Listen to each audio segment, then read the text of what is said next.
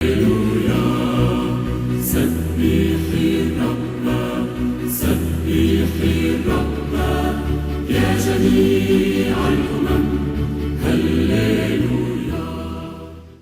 à la croix de tous les peuples, la plus grande croix de lumière au monde. L'étendard des nations est élevé, un grand signe du ciel, c'est notre message de ce jour. Nous vivons dans un monde qui a mis sa confiance dans la puissance de l'homme. Le monde nouveau mettra sa confiance dans la toute-puissance d'amour de Dieu. Il y a donc une transformation importante qui doit s'opérer à l'intérieur de notre cœur.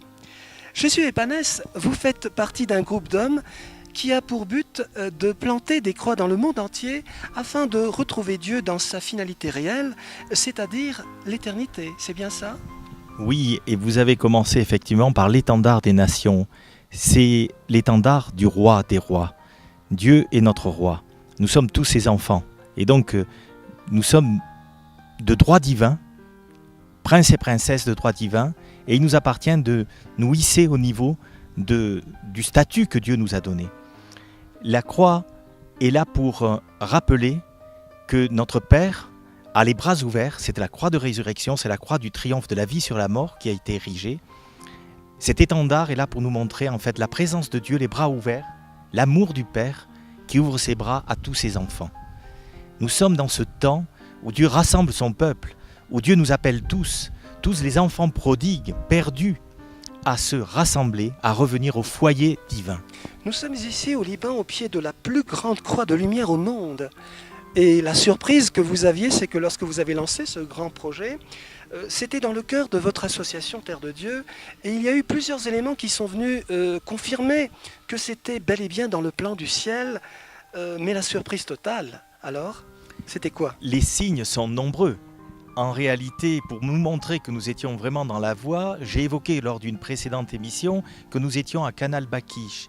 J'ai évoqué aussi Abouna Yacoub. J'ai évoqué un certain nombre de signes que je vais développer par la suite, où on s'aperçoit que tout est un plan déjà tracé. Le lieu où nous nous trouvons, les images que les gens voient aujourd'hui sont un lieu qui a été choisi depuis la nuit des temps. Nous sommes au Liban.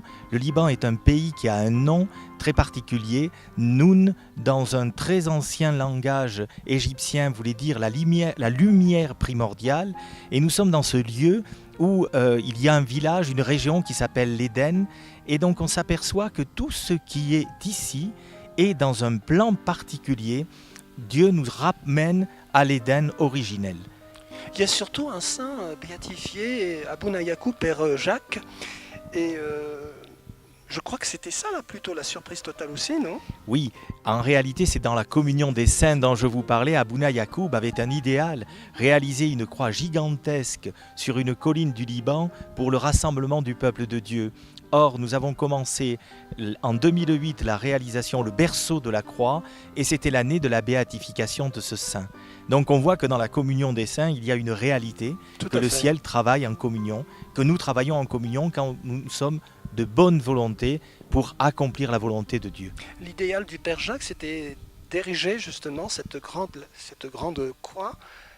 Dans un esprit particulier, il disait « Soyons comme la source qui ne demande pas à l'assoiffé. Dis-moi de quel pays tu viens pour que je te donne à boire. » Dieu, source de tout, donne à boire indifféremment, indistinctement à tous ses enfants avec le même amour. Oui, son rêve, c'était donc d'ériger une croix gigantesque sur une colline du Liban pour le rassemblement du peuple de Dieu. Et l'année de sa béatification, c'était en 2008, je crois. 2008, tout à fait.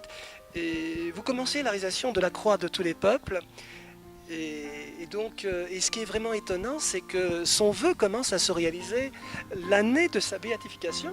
Tout à fait. C'est donc en même temps qu'Abouna Yacoub, un autre saint a été béatifié en 2010, le 27 juin, Saint Stéphane Némée.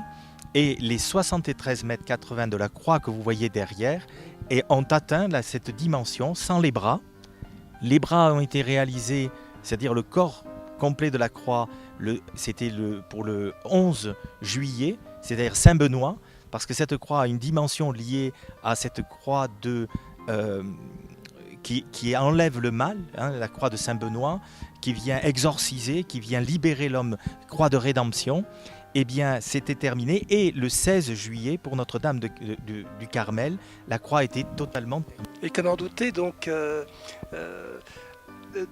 douter un instant de la providence et du soutien extraordinaire. Oui, parce que toutes ces de Dieu. toutes ces dates n'ont pas été choisies par nous. C'est vraiment le ciel qui, à chaque fois, a décidé, puisqu'il y avait des contraintes techniques, matérielles, qu'on ne pouvait pas nous résoudre. Mais le ciel, le chef d'orchestre Dieu, qui dirige tous ces instrumentistes, eh bien, fait une symphonie avec entre tous les instruments que nous représentons chacun d'entre nous.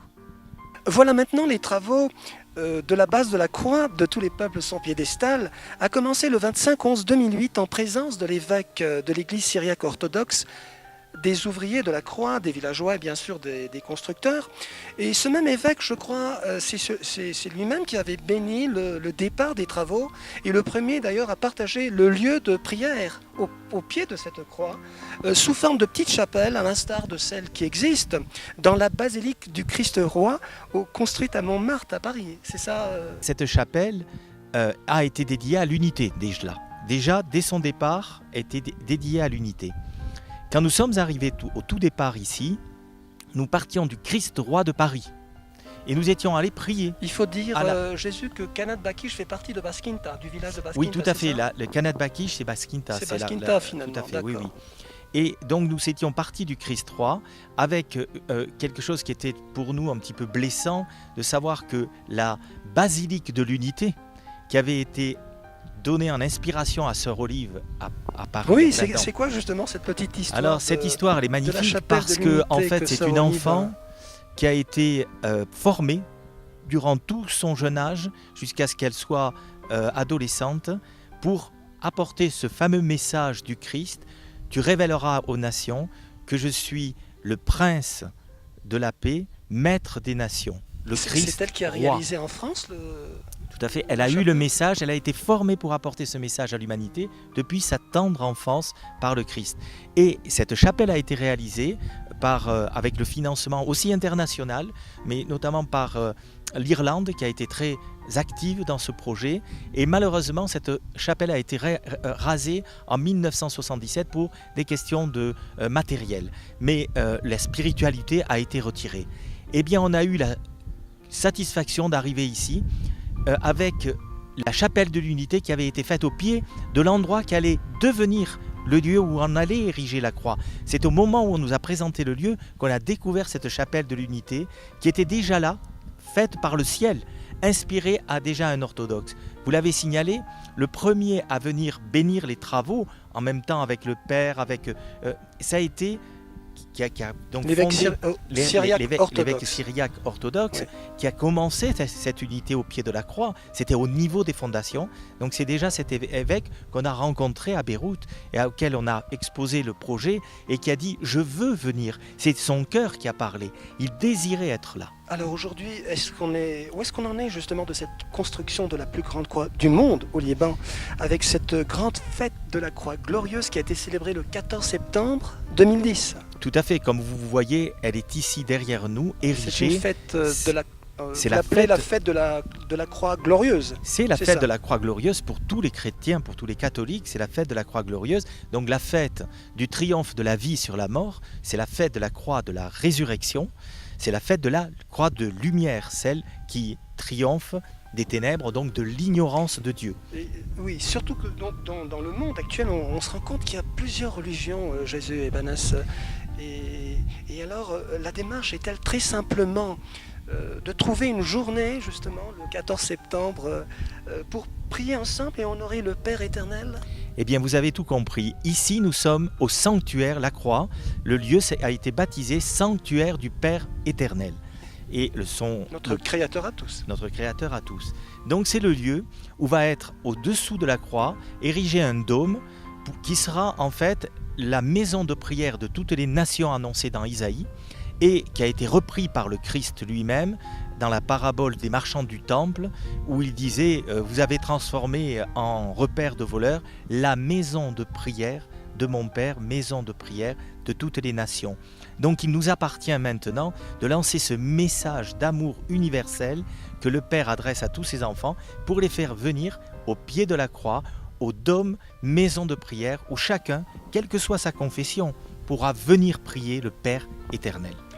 Très bien. On se retrouve après cette pause très agréable en musique céleste autour de la croix de tous les peuples. Merci. À tout de suite.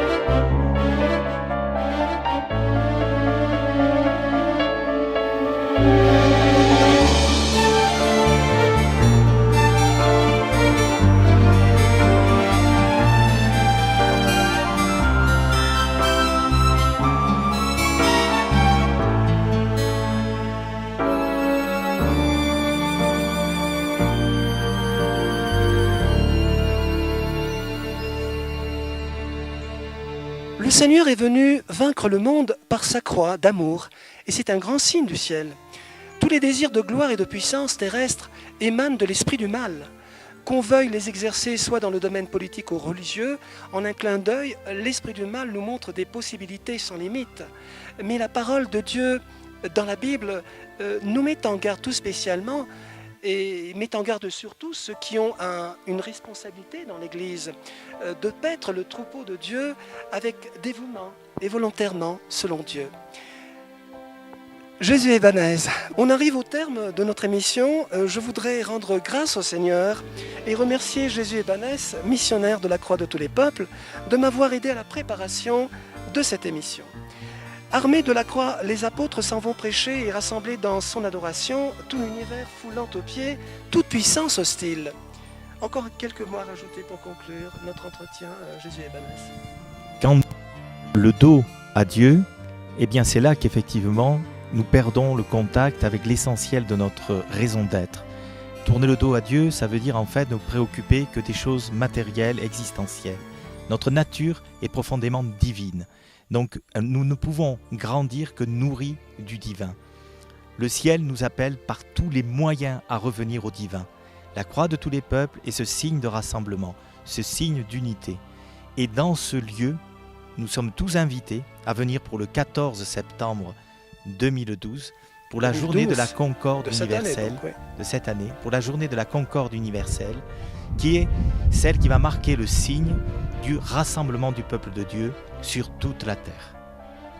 Bien, un grand merci encore une fois, Jésus Ebanez. Chers amis, l'association Terre de Dieu recherche des hommes et des femmes qui acceptent la Bible comme vérité divine. Si vous avez des questions, vous pourriez toujours nous écrire à l'email qui s'affiche à l'écran et l'équipe de Terre de Dieu se fera un grand plaisir de vous répondre. Nous prions pour vous car le Seigneur a besoin de nos prières pour que la terre entière soit purifiée. Que par la croix de tous les peuples, la bénédiction du Saint-Esprit descende sur chaque peuple, chaque responsable de nation, de commune. Notre Seigneur Jésus-Christ est toujours le même hier, aujourd'hui et éternellement. Que notre Dieu d'amour et de paix vous bénisse abondamment.